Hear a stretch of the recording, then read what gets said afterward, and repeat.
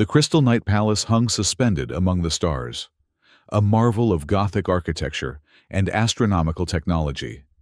Its spires reached toward distant nebulae, while the central dome, fashioned from translucent night crystal, captured and refracted the light of 1,000 galaxies. The palace served as both the royal residence and the governing center of Australis, a kingdom that floated at the crossroads of multiple dimensions, governed by the strict laws of the Exclusion Council. Within this floating marvel lived Princess Amara Alien, the 10-year-old sole heir to King Alien's throne. With her midnight blue hair that seemed to contain actual stars and eyes that shifted color with her moods, Amara was every bit her father's daughter, regal, composed, and fiercely protective of her royal heritage. The morning began like any other in the 24th century royal household. Amara's chambers, located in the heart of the palace, resembled a celestial observatory more than a princess's bedroom. Star maps lined the walls, their constellations shifting in real time to match the movements of the galaxies outside. Holographic planets orbited around her canopy bed, casting gentle blue and purple shadows across her sleeping form. The automated dawn sequence initiated at precisely 6:30 a.m., as it had every morning since Amara's 5th birthday. The star maps dimmed, while simulated sunlight gradually filtered through the crystal ceiling. The temperature adjusted from night coolness to a comfortable morning warmth. Her royal attire, a dress woven from material that mimicked the aurora borealis, emerged from the wardrobe chamber, ready for the day's royal duties. But when Amara's eyes fluttered open, something felt immediately wrong. The palace's heartbeat, a subtle vibration that all royal blood could feel, was irregular. It pulsed with an unfamiliar rhythm, as though the very structure of the palace was confused. "System status report," Amara commanded, her voice still thick with sleep. The palace AI responded promptly. "Good morning, Your Highness. Palace systems functioning at 98.7%. Minor anomaly detected in the throne room." "Anomaly? Specify." There was an unusual pause before the AI responded. "Unauthorized presence detected on the Crystal Night throne. Unable to identify visitor. Dimensional signature unknown." Amara sat bolt upright, her star-flecked hair flowing around her shoulders. "Impossible! The throne is genetically locked to the alien bloodline." Without waiting for a response, Amara leaped from her bed. She bypassed her royal attire entirely, rushing out in her nightgown, a breach of protocol that would have scandalized her etiquette tutor. The princess raced through the crystalline corridors, her bare feet pattering against floors that seemed to sing with each step. Palace guards, startled by her informal appearance, snapped to attention as she passed. "Your Highness, your attire," began one particularly brave guard. "Not now, Orion," Amara cut him off, not breaking her stride.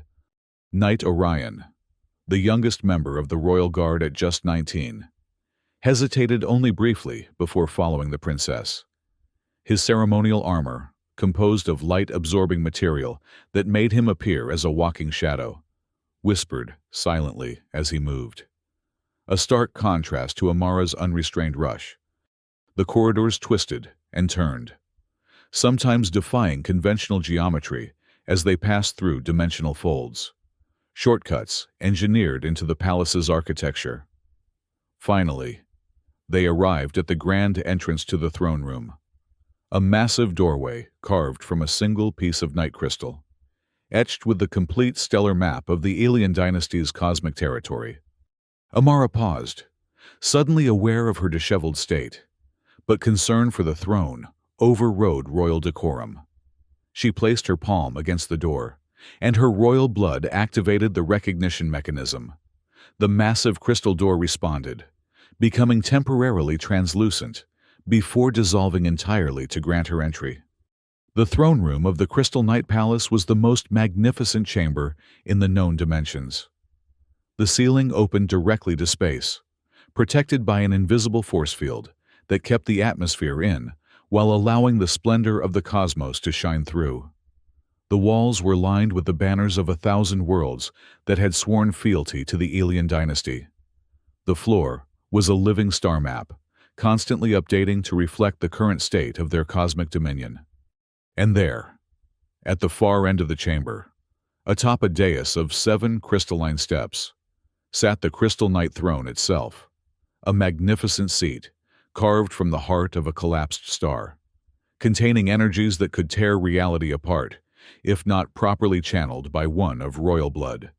Upon this throne, her father's throne, the throne that would one day be hers, sat a little girl.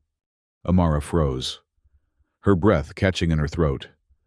The intruder appeared to be about her own age, perhaps a year younger. She wore a simple dress of emerald green that seemed to shimmer with its own internal light. Her hair was silver white, floating around her head as though she were underwater. But most striking were her eyes, pure black orbs with tiny pinpricks of light, like inverse stars against a night sky. "How did you get here, little girl?" Amara demanded, summoning every ounce of royal authority she could muster. "You are sitting on my father's throne. Now enough, go away." The strange girl tilted her head, studying Amara with those unsettling star-flecked eyes. When she spoke, her voice echoed, as though coming from multiple places at once. "This is my father's throne," she replied simply, her tone suggesting this was an obvious fact that shouldn't need stating. Knight Orion stepped forward, his hand moving to the hilt of his ceremonial shadow blade. "In the name of King Alien, I command you to—" "Stop." Amara held up her hand. Something wasn't right. The throne should have rejected anyone, not of alien blood. Yet this girl sat comfortably upon it, showing no signs of the dimensional rejection sickness that would afflict any unauthorized person. "What is your name?" Amara asked, approaching cautiously. The girl's expression remained neutral. "Names are different across dimensions. You may call me Zia." "Dimensions," Orion muttered behind Amara. Amara took another step forward. "Xia, you must leave that throne immediately. It's dangerous for you. And when my father discovers an intruder—" "Your father?" Zia interrupted, those strange eyes widening slightly. "Describe him." The bizarre request threw Amara off balance. "He is King Alien, ruler of the dimensional crossroads, master of the Crystal Knight Palace, and keeper of the Exclusion Council's seal. He stands tall, with hair like the midnight sky, and eyes that change with his mood." Something flickered across Zia's face. Recognition, perhaps, or confusion. She rose from the throne, and for a moment, Amara thought she had successfully asserted her authority. But instead of leaving, Xia placed her palm flat against the armrest of the throne. "This throne recognizes me," she stated flatly, "just as it recognizes you." Before Amara could respond, the palace alarm system activated, a haunting melody that rose and fell like distant stellar winds. The royal bloodline signal had triggered an emergency protocol. Within moments, the throne room began filling with royal guards, advisors, and members of the court. Regent Torius, her father's chief advisor, strode in with his ceremonial staff of office, tapping rhythmically against the star map floor. A tall, thin man, with a perpetual expression of disapproval. Torius had served the alien dynasty for over 40 years. "Princess Amara," he began, his voice precisely modulated to convey both respect and reprimand. "You are not properly attired for court." His gaze shifted to the throne, and his eyes widened fractionally, the most extreme expression of surprise he ever permitted himself. "Who is this child, and how has she breached our security?" "She claims the throne recognizes her," Amara explained, feeling suddenly foolish in her nightgown amidst the formally dressed court. Torius's thin lips pressed together.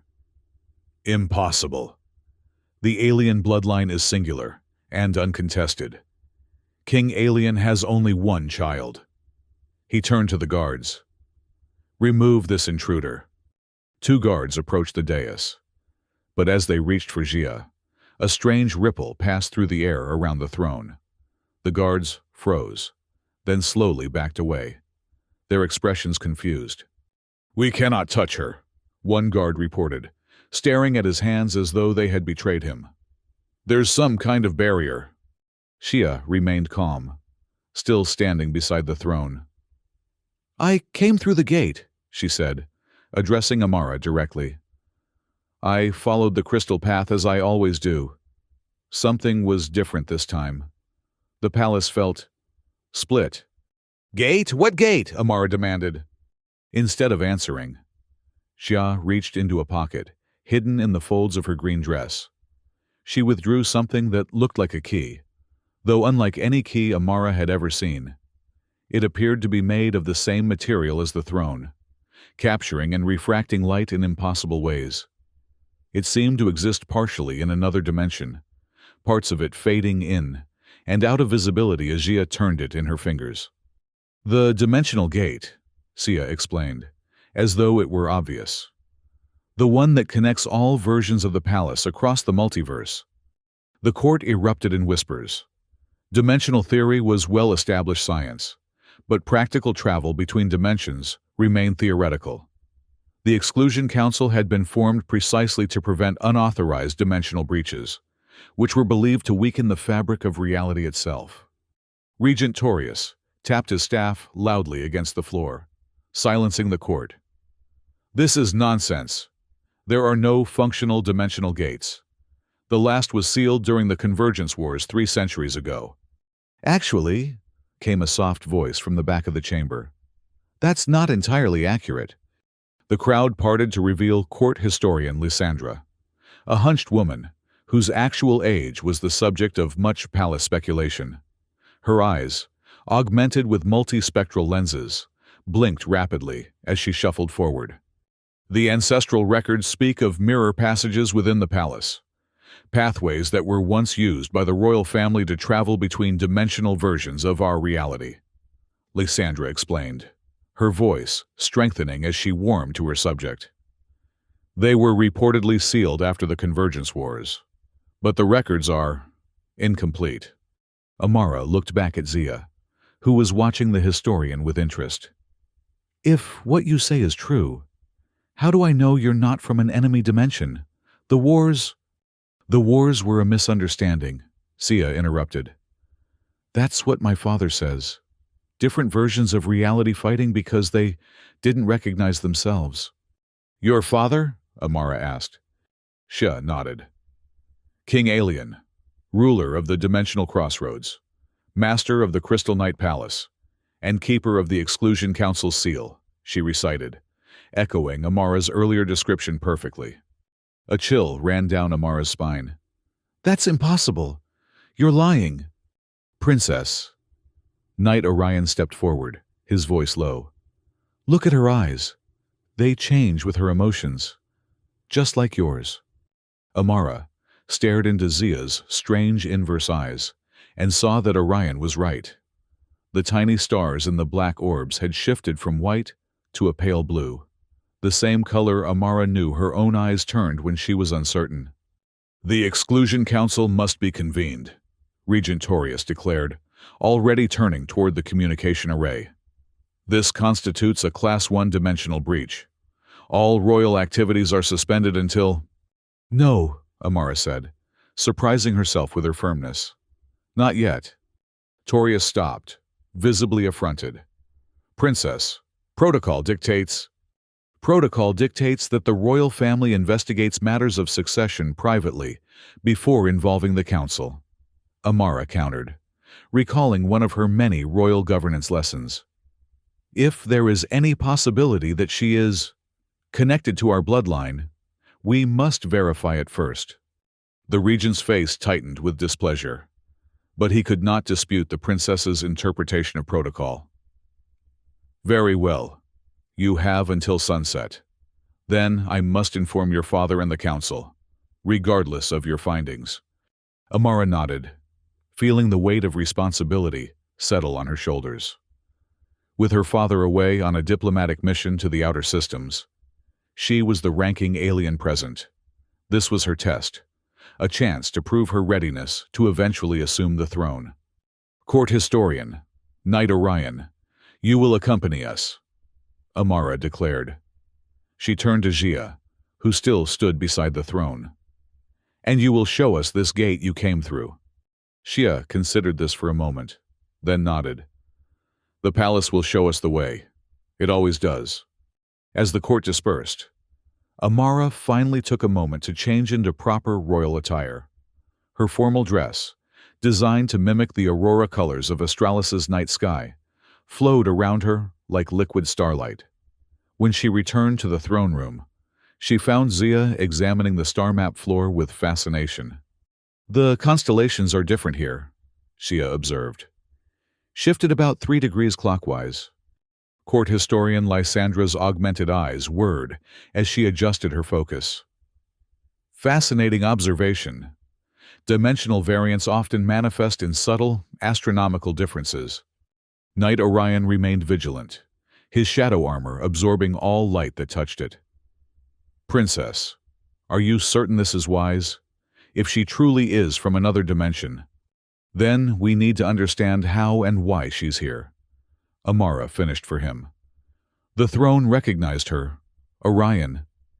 That shouldn't be possible. Jia approached Amara, studying her with those unsettling inverse eyes. You look like me, but different, she said simply. Your stars are on the outside. Mine are on the inside. Before Amara could respond to this cryptic observation, Jia turned and walked purposefully toward the west wall of the throne room. The gate is this way. It always is.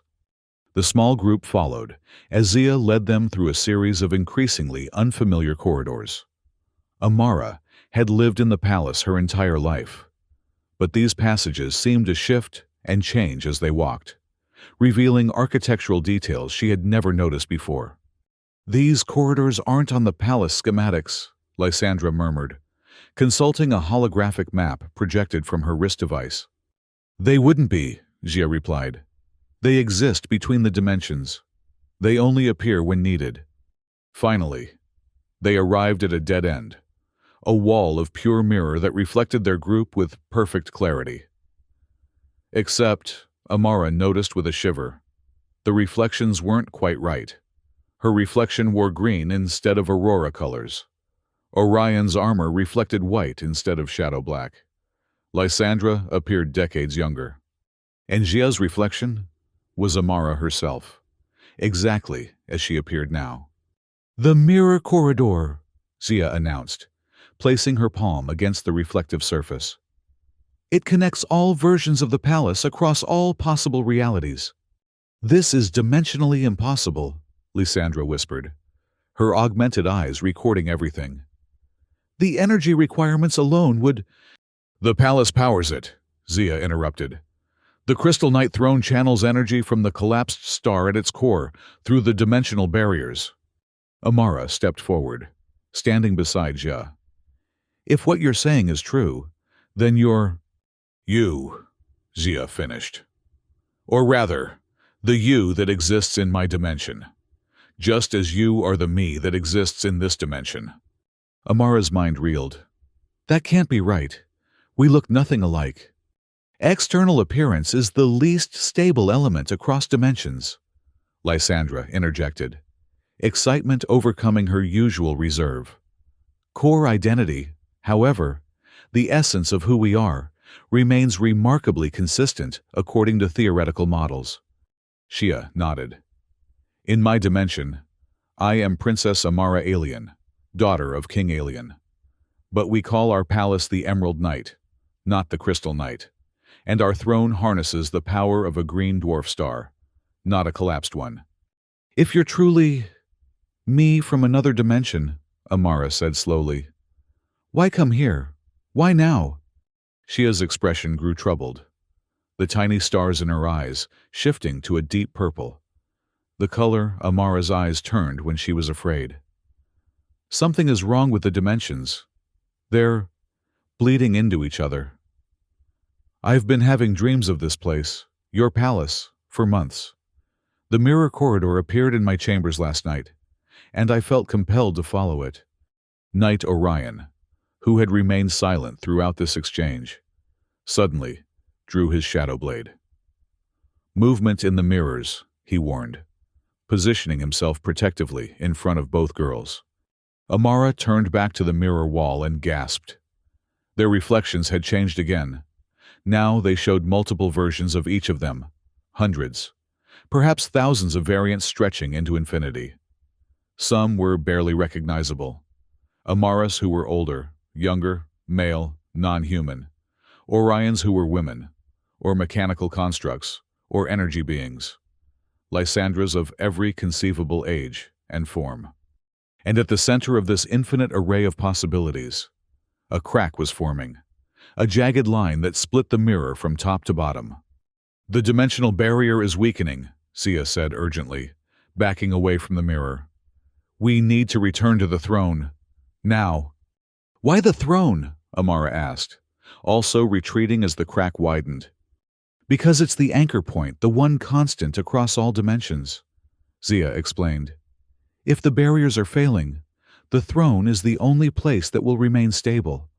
As if to emphasize her point, the palace alarms began wailing again. Not the measured alert from earlier, but a high-pitched, urgent sound that Amara had only heard during emergency drills. "Palace status," Amara commanded the AI. "Multiple dimensional anomalies detected," the AI responded, its voice distorting slightly. "Structural integrity at 82% and falling. Recommend immediate evacuation to designated safe zones." "The throne room is the safest place," Sia insisted. "Trust me." Lysandra looked torn between scientific curiosity and self-preservation. "The historical records do suggest the throne was designed as a dimensional anchor point." "We return to the throne room," Amara decided. "Orion, lead the way." The knight nodded, keeping his blade drawn as he guided them back through the shifting corridors. As they hurried, Amara noticed alarming changes in the palace architecture. Walls shimmered between different materials, crystal giving way to emerald, then to something that looked like solidified moonlight, before returning to crystal again. Gravity fluctuated, making them occasionally lighter or heavier as they ran. When they finally reached the throne room, they found chaos. Court members rushed about in panic as reality itself seemed to waver. The star map floor showed constellations shifting and realigning themselves in impossible patterns. The transparent ceiling revealed not one cosmos, but several, overlaid atop each other like multiple exposure photographs. And standing before the throne, his face a mask of fury, was Regent Torius, surrounded by a contingent of royal guards.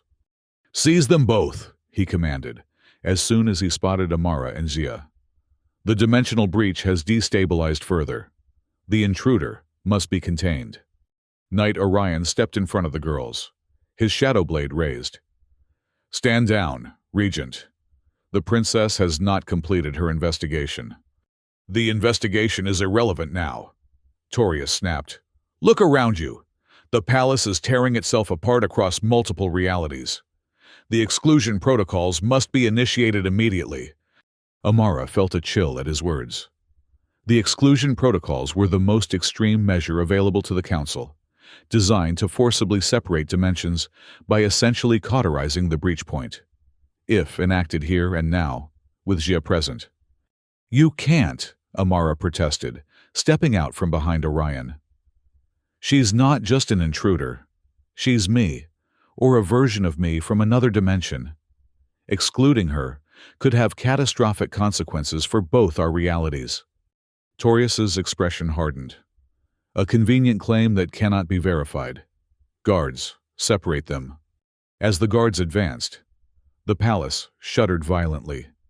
The floor beneath them rippled like water, and for an instant, Amara could see through it to another throne room below, identical yet different, with emerald instead of crystal, and populated by alternate versions of everyone present.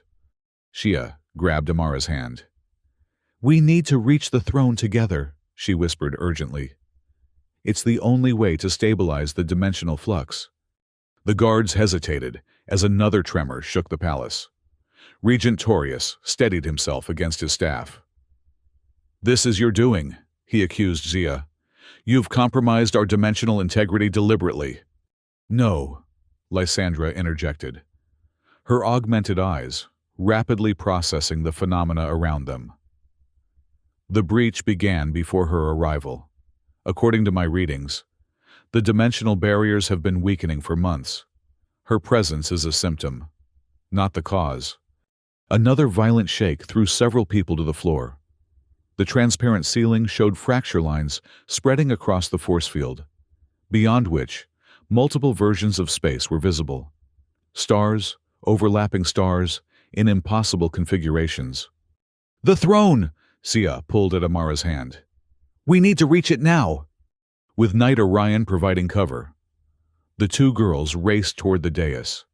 The 7 crystal steps seemed to stretch and contract as they climbed, sometimes appearing as emerald, sometimes as other exotic materials.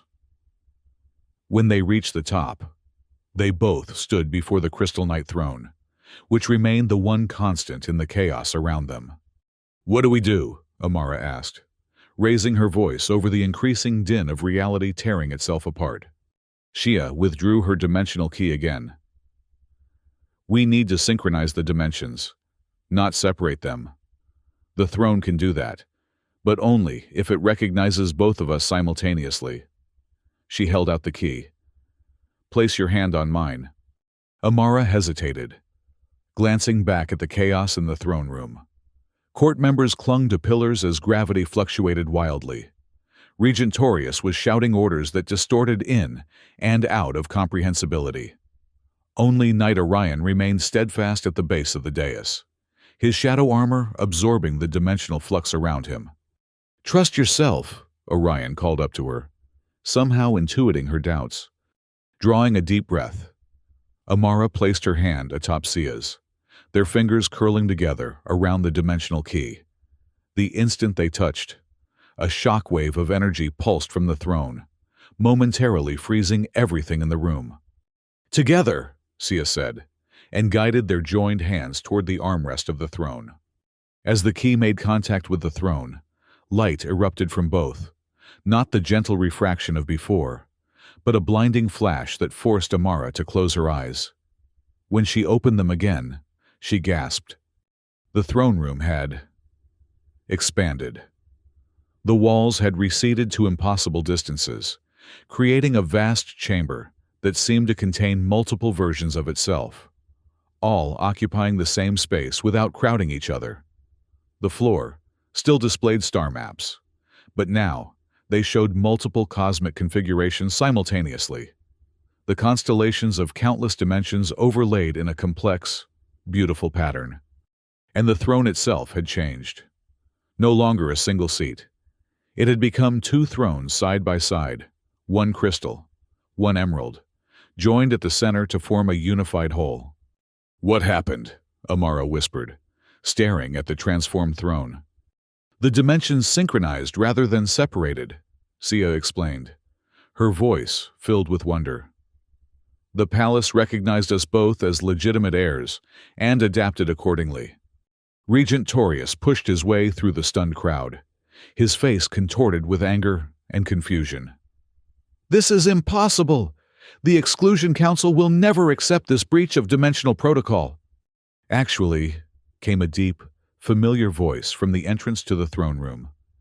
"The Council will need to adapt to this new reality, just as we all must." Amara's heart leaped. "Father!" King Alien strode into the chamber, his midnight blue robes flowing around him like captured stardust. Tall and imposing, with the same star-flecked hair as Amara, he moved with the confidence of one who commanded not just a kingdom, but the very forces of dimensional reality. But he was not alone. Beside him walked another figure, nearly identical in bearing and authority, but clad in emerald robes that matched Jia's dress. His hair was silver white, and his eyes were inverse stars in fields of black. "Two kings," murmured the courtiers, confusion rippling through the crowd. Amara stared at the second king, understanding dawning. You're Shia's father, the king alien of her dimension. Her father nodded, approaching the transformed dais. We felt the dimensional disturbance from the outer systems and returned immediately. But it seems you've already found a solution more elegant than any the Council could have devised. The mirror corridor appeared to me as well, the Emerald King explained, his voice identical to Amara's father, yet somehow harmonic, as though speaking from multiple places at once. It led me to your father, Princess Amara. We recognized each other immediately. As you two should have, Amara's father added, looking between her and Jia. Though I understand why you might have been confused. The dimensional split occurred when you were both infants. Dimensional split? Amara repeated. What do you mean? The two kings exchanged glances. Perhaps it's time they knew the truth, the Emerald King said. Amara's father nodded solemnly. 10 years ago, an experiment in dimensional energy went catastrophically wrong. The Crystal Knight Palace, which had always existed as a single entity across all dimensions, was suddenly split. The resulting shockwave fractured our singular reality into multiple variants. In the process, the Emerald King continued, you were also split. Once a single princess, you became two, one in each primary dimensional variant. We're the same person? Amara looked at Jia with new understanding. Two halves of the same whole, Jia said softly, the stars in her eyes shifting to match the exact shade of blue that Amara knew her own eyes had become. The Exclusion Council was formed in the aftermath, Amara's father explained. Its purpose was to prevent further dimensional fracturing by keeping the variants strictly separated.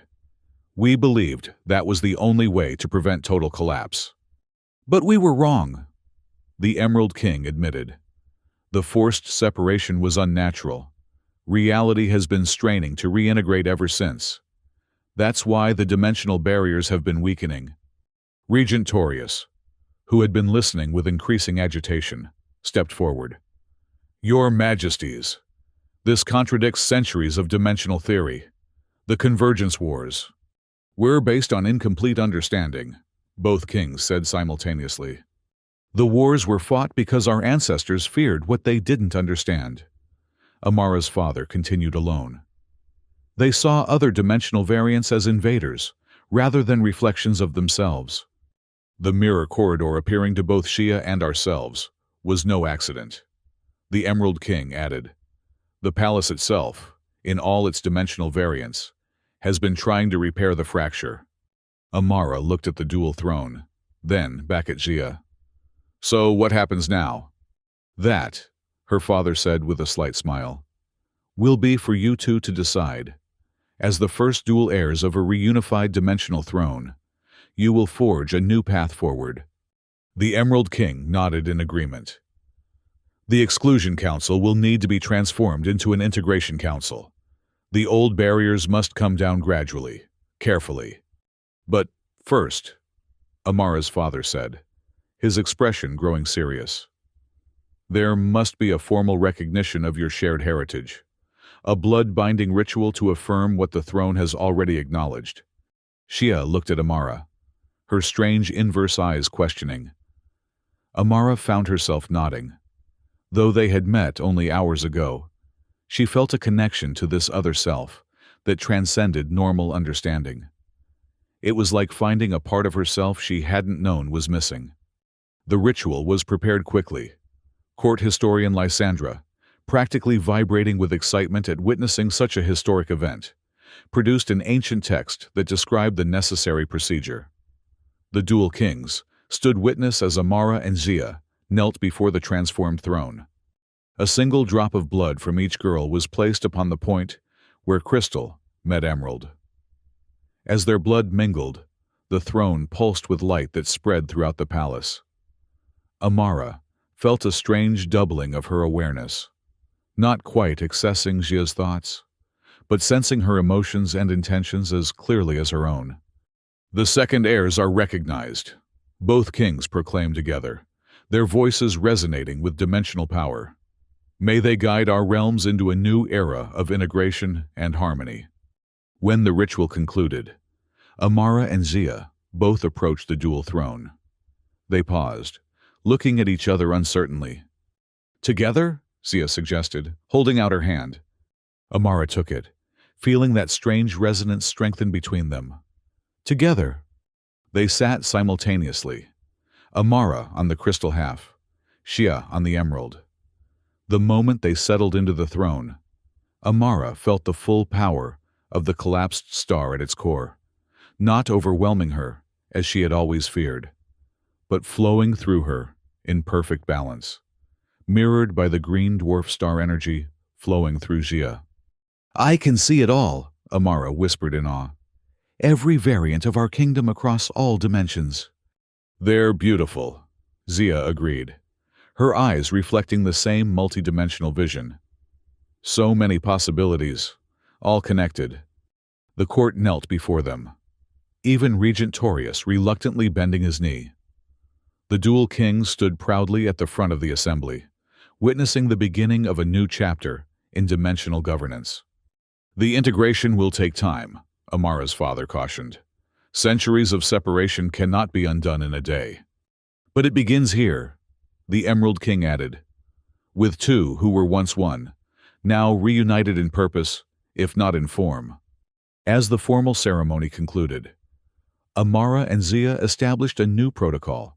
They would alternate occupancy of the throne on a regular schedule, maintaining the balance between their dimensional variants. When one sat in judgment, the other would explore the newly accessible dimensional pathways, mapping the extent of their reunified kingdom. In the days that followed, Knight Orion was appointed joint guardian to both princesses, his unique shadow armor proving resistant to dimensional flux. Court historian Lysandra began compiling the first comprehensive record of dimensional variance. Her augmented eyes perfectly suited to perceiving the subtle differences between realities. And Regent Torius, after initial resistance, found himself appointed as the first liaison to the newly formed Integration Council. His precise administrative skills invaluable in establishing protocols for cross-dimensional cooperation.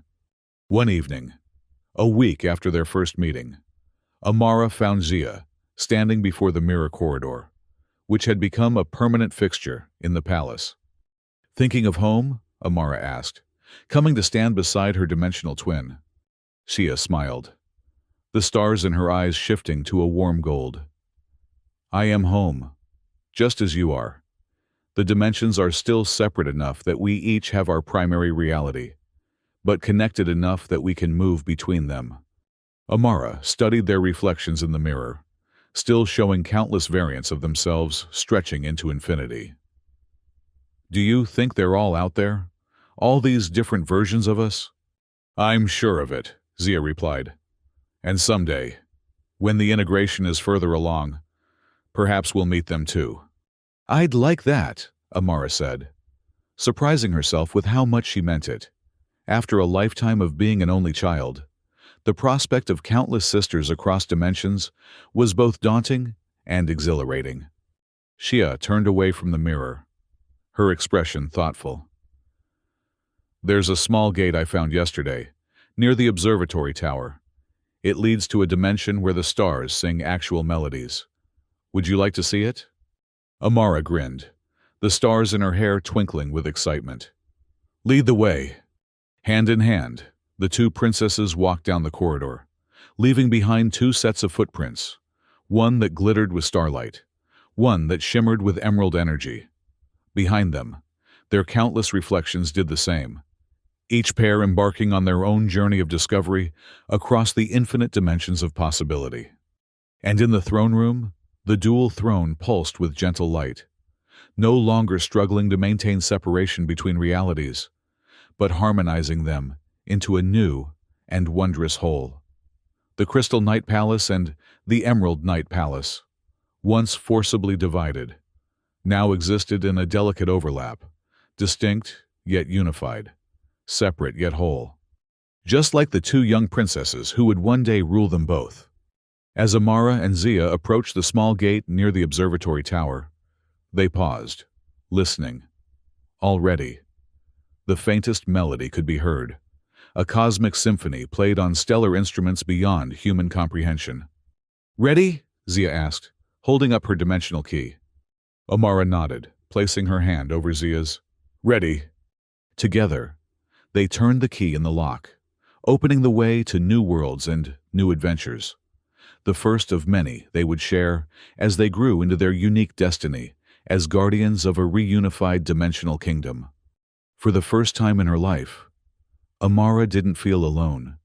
She had found her other half across the dimensions, and together, they would rewrite the laws of reality itself, not with force or exclusion, but with harmony and integration. The gate swung open, revealing a cosmos where stars danced and sang. Hand in hand, the two princesses stepped through, their laughter blending with the music of the spheres in a perfect dimensional harmony.